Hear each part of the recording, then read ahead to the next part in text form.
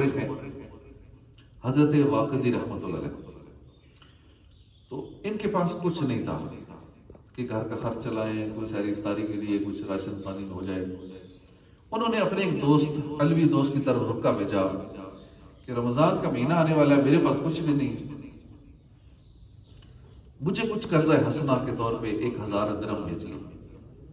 چنانچہ اس علوی دوست نے 1000 درہم تحفۃً بھیج دیے، تھیلی ایک بھیجی، 1000 درہم دی. تھوڑی دیر کے بعد حضرت واقدی کے ایک دوست کا رکا حضرت واقدی کی طرف آیا کہ رمضان کا مہینہ شروع ہونے والا ہے، گھر میں خرچ کے لیے کچھ بھی نہیں ہے، تو 1000 درہم کی ضرورت ہے. اب حضرت واقدی نے وہی تھیلی جو دوست نے اتار لی تھی اپنے لیے، وہی تھیلی آگے ان کو دے دی. اب دوسرے روز وہی علوی دوست جن سے حضرت واقدی نے قرض لیا تھا، وہ دوسرے دوست جنہوں نے حضرت واقدی سے قرض لیا تھا، دونوں حضرت واقدی کے گھر آئے. علوی کہنے لگے کہ رمضان کا مہینہ آ رہا ہے اور میرے پاس ان 1000 درہموں کے سوا اور کچھ نہ تھا، مگر جب آپ کا رکا آیا تو میں نے یہ 1000 درہم آپ کو بھیج دیے اور اپنی ضرورت کے لیے اپنے ان دوست کو رکا لکھا کہ مجھے 1000 درہم بطور قرض بھیج دیجیے. انہوں نے وہی تھیلی جو میں نے آپ کو بھیجی تھی وہی مجھے بھیج دی. تو پتہ چلا کہ آپ نے مجھ سے قرض مانگا، میں نے اپنے دوست سے قرض مانگا، انہوں نے آپ سے قرض مانگا، اور جو تھیلی میں نے آپ کو بھیجی تھی وہی گھوم پھر کے میرے پاس آ گئی. میں نے ان کو دی، انہوں نے آگے ان کو دی، انہوں نے پھر مجھے دی، وہی تینوں میں گھوم پھر کے تھیلی پھر پہلے والے کے پاس آ گئی.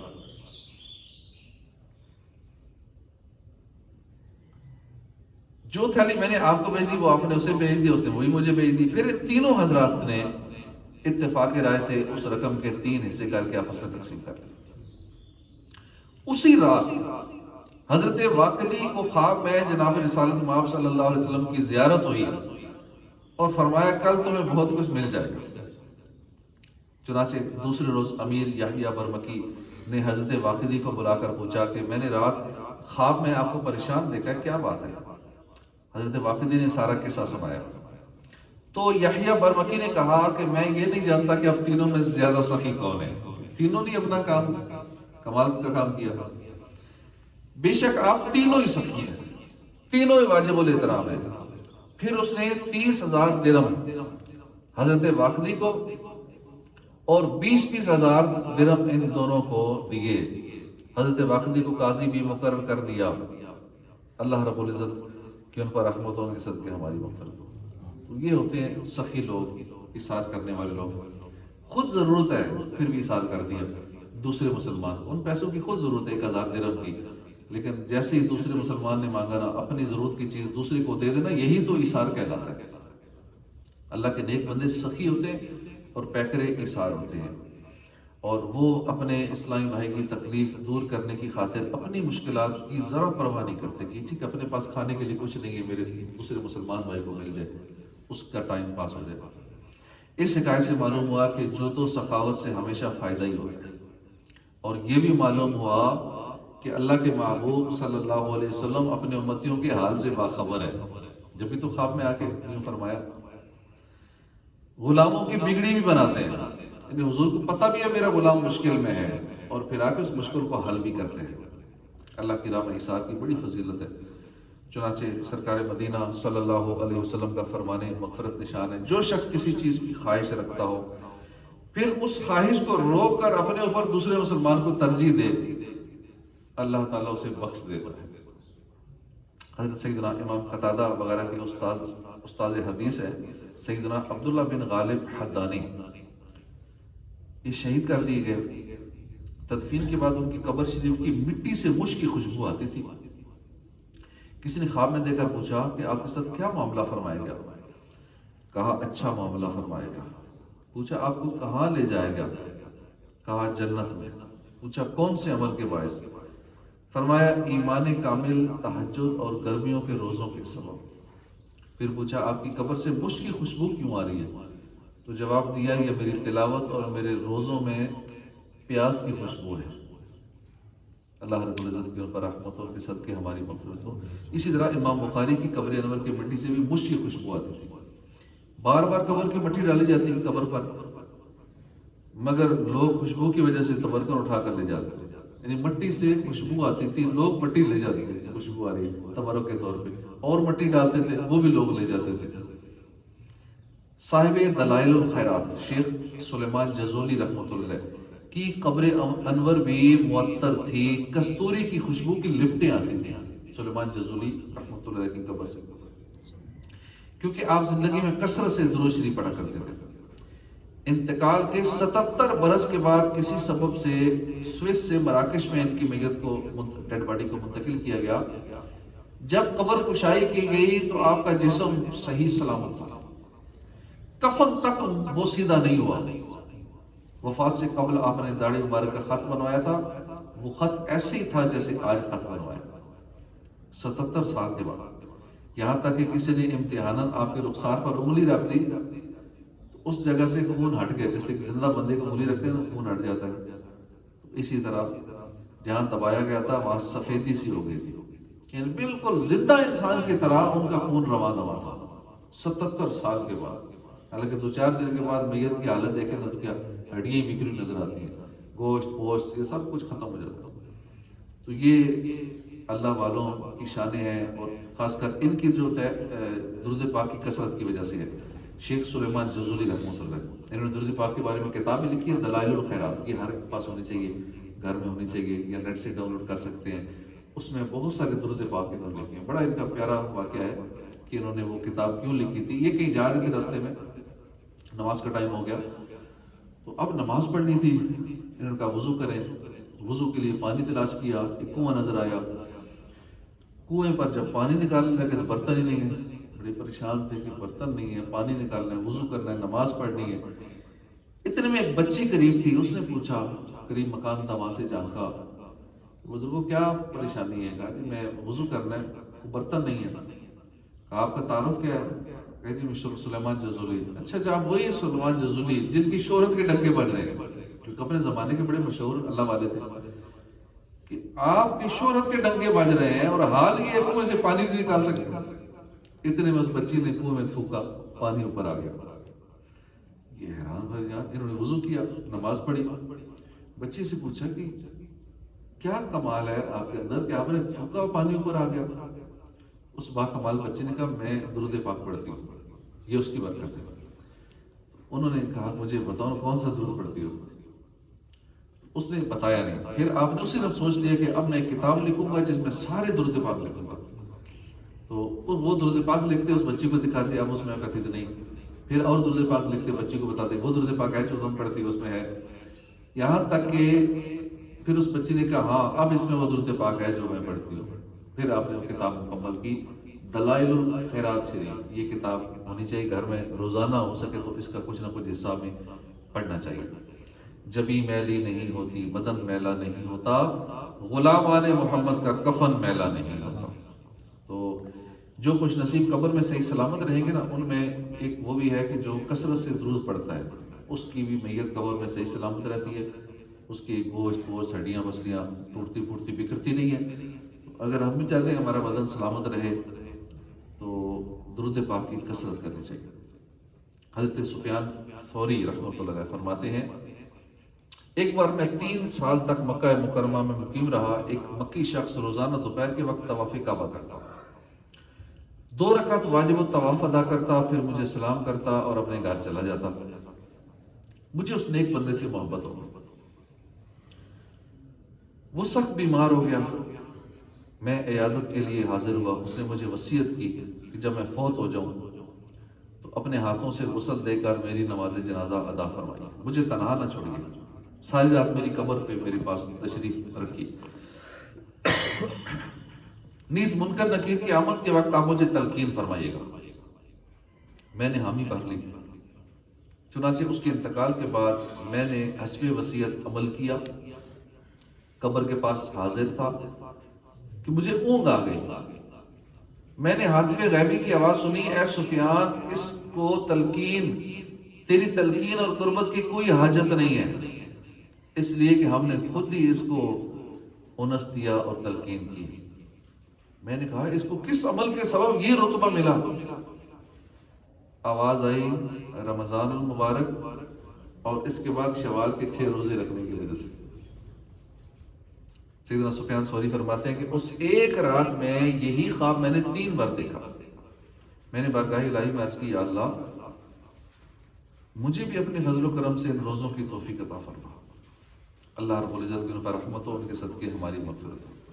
یہ جو تلقین والا ہے نا معاملہ، ہمیں بھی چاہیے کہ مرنے سے پہلے ہم وصیت کر دیں. اپنی موت کا یاد نہیں ہوتا لوگوں کو، مرنے سے پہلے کفن اپنا تیار رکھنا چاہیے، وصیت کر کے دنیا سے جانا چاہیے. اور وصیت میں یہ بھی کہنا چاہیے کہ میری قبر میں مٹی ڈالنے کے بعد تلقین کیجیے گا، کسی کے ذمہ لگا جائے. اور تلقین کس طرح کرنی ہے یہ بھی سکھا جائے، ورنہ کسی کو پتہ ہی نہیں ہوتا کیا تلقین کرنی ہے، کیسے کرنی ہے، کیا بولنا ہے، کیا نہیں بولنا. وہ تلقین کے الفاظ سکھا کے جائیں اپنے بچوں کو، یا جس کو بھی کہنا ہے کہ تلقین یوں کی جاتی ہے تاکہ قبر میں منکر نکیر کے سوالات کے حوالے سے مجھے آسانی ہو جائے، مجھے اس امتحان میں پاس ہو جاؤں. تو آپ نے یوں تلقین کرنی ہے اور پھر اذان دینی ہے، کیونکہ اذان ہوتی ہے شیطان وہاں سے بھاگ جاتا ہے. تو شیطان قبر میں سوال جب ہو رہے ہیں من ربوں کا، شیطان آ جاتا ہے اپنی طرف اشارہ کرتا ہے. تو وہاں کئی لوگ کہتے ہیں ہاں یہی رب ہے، وہ جو کہہ رہا ہوتا ہے کہ میں رب بول، تو بندہ اس میں ٹینشن میں ہوتا ہے، ادھر سے روح نکلنے کی تکلیف ہوتی ہے، کیونکہ روح سے رگ سے روح نکلتی ہے تو پورا جسم دردوں سے ٹوٹا ہوتا ہے. ادھر سے موت، پھر ادھر سے نئی جگہ، پھر گھبراہٹ، پھر قبر کے اندر قید. بندہ سوچتا ہے میں کہاں آ کے پھنس گیا ہوں. پھر منکر نکیر قبر کی دیواروں کو چیرتے ہوئے، لمبے لمبے داغ، آنکھیں دیکھ کی طرح آگ نکلتی ہوئی، آگ کے شعلے نکلتے ہوئے، پھر غصے سے جھڑک کر اٹھاتے ہیں میت کو. وہ ساری ٹینشنیں، پریشانیاں، بندہ گھبرایا ہوتا ہے میں کروں کیا، ادھر سے شیطان آ جاتا ہے. اب اس شیطان سے بچنے کے لیے قبر پہ جب اذان دی جاتی ہے شیطان بھاگ جاتا ہے وہاں سے. تو اس لیے یہ وصیت کر کے دنیا سے جانا چاہیے. سیدنا سفیان ثوری فرماتے ہیں کہ ایک بار میں 3 سال تک مکہ مکرمہ میں مقیم رہا. ایک مکی شخص روزانہ دوپہر کے وقت طواف کعبہ کرتا، 2 رکعت واجب الطواف ادا کرتا، پھر مجھے سلام کرتا. اچھا، یہ شش عید کے روزوں کے حوالے سے ہم نے سن لیا. اب اس کے فائدے کیا ہیں، ہمیں رمضان کے بعد یہ کیسے رکھنے چاہیے. فکس نہیں ہے کہ آپ نے لگاتار ہی 6 رکھنے ہیں. عید کے بعد چاہیں تو فوراً رکھ لیں، چاہیں تو 1-2 رکھیں، پھر وقفہ کر لیں، 1 رکھ کے 1 چھوڑ کے، جیسے چاہیں. پورے مہینے میں 6 روزے پورے کرنے ہوتے ہیں. اگر سارے رکھ لیں پھر 2 رکھیں. نہیں، تراویح صرف رمضان میں ہوتی ہے. تو یہ شش عید کے روزے، مطلب 6 روزے عید کے بعد، عید والے دن نہیں رکھ سکتے. اس کی اور بھی کئی فضائل ہیں، انشاءاللہ اس پہ سنتے رہیں گے. شش عید کے روزوں کے حوالے سے 6 روزے تو نیت کر لیں پکے کہ انشاءاللہ ضرور رکھیں گے. ہو سکا تو زیادہ رکھیں، کیونکہ روزوں کی روٹین بنی ہوئی ہے. انشاءاللہ بھوک پیاس نہیں لگے گی، کیونکہ عادت بن چکی 30 روزے رکھ کے. ایک مرتبہ رمضان کے چاند کے بارے میں کچھ اختلاف پیدا ہو گیا. بعض لوگ کہتے تھے کہ رات کو چاند ہو گیا ہے، بعض کہتے تھے نہیں ہوا. غوث اعظم کی والدہ ماجدہ نے فرمایا کہ میرا یہ بچہ غوث اعظم جب سے پیدا ہوا ہے رمضان کے دنوں میں سارا دن دودھ نہیں پیتا، اور آج بھی چونکہ عبد القادر نے دن کے وقت دودھ نہیں پیا، اس لیے غالباً رات کو چاند ہو گیا، آج روزہ ہے. چنانچہ پھر جب تحقیق ہوئی تو ثابت ہوا کہ چاند ہو گیا. غوث پاک کی شان، غوث پاک پیدا ہوتے ہی روزہ رکھ لیا. کیسی شان ہے اللہ کے ولیوں کے سردار. اللہ پاک ہمیں بھی کثرت سے روزے رکھنے کی توفیق عطا فرمائے، روزوں کی محبت نصیب فرمائے. اللہ والے تو ساری زندگی میں روزے رکھتے تھے. داؤد طائی رحمۃ اللہ علیہ 40 سال تک انہوں نے لگاتار روزے رکھے، اور آپ کے اخلاص کا یہ عالم تھا کہ 40 سال کسی کو پتہ ہی نہیں چلا کہ ان کا روزہ ہے. گھر والوں کو بھی نہیں پتا ان کا روزہ ہے. کام پر جاتے، گھر سے کھانا ساتھ لے جاتے اور کسی کو دے دیتے تھے، واپس آ کے پھر کھانا کھاتے تھے.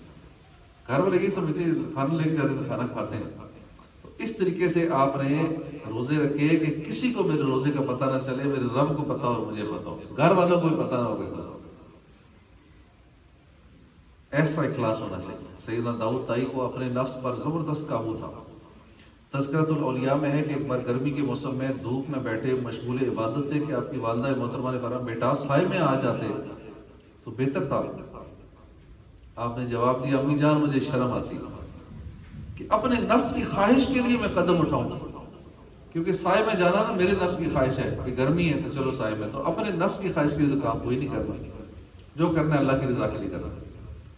ایک بار آپ کا پانی کا گڑھا دھوپ میں دے کر کسی نے عرض کی یا سیدی اس گڑھے کو چھاؤں میں رکھ دیں، اچھا تھا۔